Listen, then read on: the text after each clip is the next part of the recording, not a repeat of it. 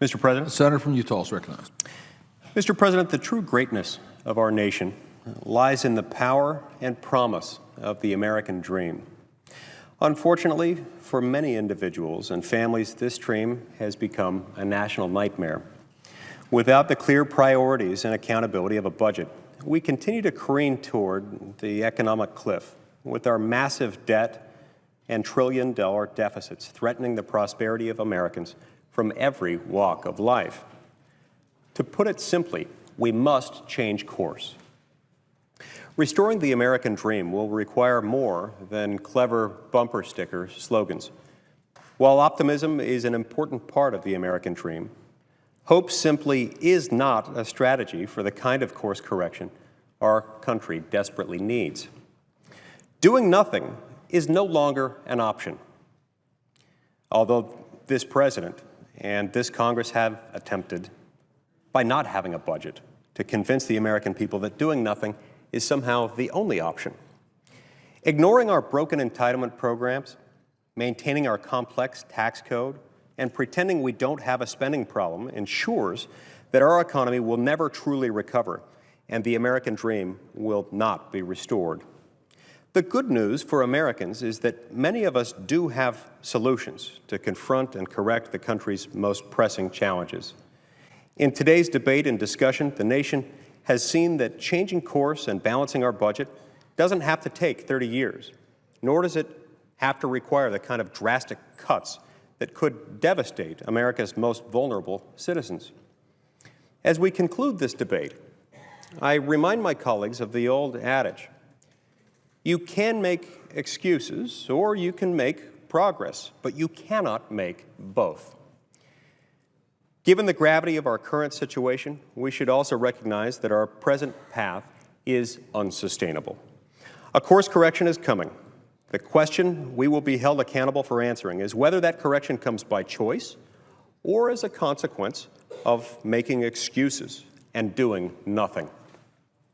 The Saving the American Dream plan, which I've proposed, puts us on a sustainable and affordable path toward economic growth. It reforms our tax code to make paying taxes a simple, transparent, and equitable process that regular people can perform on their own. It empowers families to save by making savings tax-free, which in turn lowers their tax burden in a way that helps them and our economy. It establishes a single tax rate. It eliminates the payroll tax, helping all Americans, especially those at the lowest income levels, and it abolishes the death tax permanently. Under this plan, Americans will no longer be forced to navigate the complex web of countless loopholes for people who don't need them, contained within a tax code longer than the works of Shakespeare. In addition to placing an enormous burden and imposing immense uncertainty on our people, such a tax system hides the true cost of government. This plan is simple, and it provides certainty for individuals and for businesses. Opponents of reform will play petty politics and prey on false fears about the government's ability to help the helpless. They claim that any course correction in entitlement or social service spending will damage the social safety net. The truth is, doing nothing will absolutely and completely destroy the safety net. If we do not change course, the collapse of safety net services for our most vulnerable Americans is certain, and it is certain to hurt most those who have the least. This plan saves Social Security by transitioning to a real insurance plan that provides income security for seniors and prevents sudden poverty as a result of unforeseen events.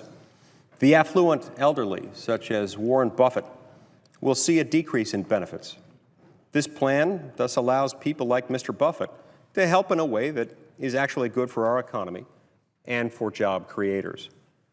The Saving the American Dream plan also ends the government takeover of health care and puts dollars and decisions back into the hands of families and individuals and their doctors.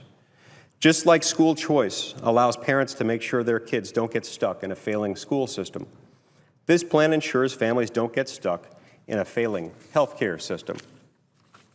And finally, this plan acknowledges that we have a spending problem and works to reduce the size of government, to eliminate waste, lower the future burden on taxpayers, encourage productive economic activity, and enhance individual liberty and choice. It reins in spending by a total of $9.6 trillion over 10 years when compared to President Obama's budget, and by $7.1 trillion as against the CBO baseline. Supporters of the status quo will have every excuse as to why this budget or that budget won't work. But now is the time to stop making excuses and start making progress. Today, we will have a vote on 5 budget proposals. But this is only the beginning of the discussion. I can say confidently that Republicans have done a tremendous amount of work to craft proposals that begin to change our course and move our country in the right direction, in a sustainable direction. The President's budget reflects the status quo. Do nothing, keep our complex tax code and broken entitlement programs, and ignore spending. As for Senate Democrats, for 3 straight years, my friends across the aisle have refused to participate in this discussion, except to criticize ideas they don't like. Leadership is what leadership does. And for the past 1,113 days, our country has suffered from a lack of leadership. I ask my colleagues, if you cannot vote for these budget plans today, will you at least do the right thing for the country, put aside election year politics, show true leadership, and work with us to explore and implement real solutions? We cannot stand by the status quo. We cannot decide by default to do nothing. The American people expect more, and they deserve better. We need every American to join us in finding the solutions that will enable us as a nation to change course. The Saving the American Dream plan is about empowering individuals to define their own dream and ensuring that they have every opportunity to make that dream a reality. This is the greatest civilization the world has ever known, not because government made it great, but because Americans continually reject the status quo, choose to change course when needed, demand economic freedom while ensuring individual liberty and the right to pursue happiness.